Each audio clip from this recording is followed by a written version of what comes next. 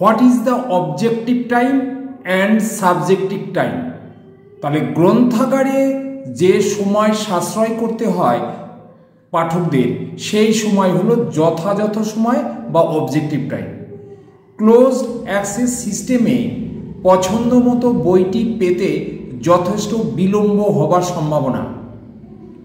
Catalogue entry দেখা, requisition slip লেখা এবং বইয়ের জন্য কাউন্টারে অপেক্ষার মধ্যে দিয়ে পাঠকের যথেষ্ট সময় নষ্ট হয়। সেই ক্ষেত্রে 5 মিনিট 5 মিনিটই এবং আধ ঘন্টা আধ ঘন্টায়। কিন্তু রঙ্গনাথন সময়ের একটি রকম ফেরের কথা উল্লেখ করেছেন যা গ্রন্থাগারের পক্ষে গুরুত্বপূর্ণ। সময়ের এই মানসিক পরিমাপটি প্রতিটি পাঠকের প্রতিবারের গ্রন্থাগার ব্যবহারের ব্যক্তিগত সময় ভাবনা বা সাবজেক্টিভ টাইম।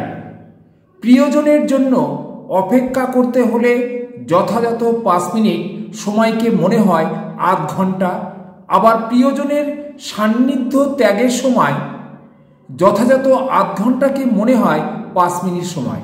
তাহলে যথাযথ সময় বাঁচাতে নিম্নলিখিত ব্যবস্থাগুলি নেওয়া দরকার। সেগুলো কি কি? Number 1, open access system. Number 2, classification and cataloguing of the library materials. Number 3, charging system, অর্থাৎ ইস্যু রিটার্ন পদ্ধতি সংক্ষেপে করতে হবে। Number 4, reference service. Okay, thank you.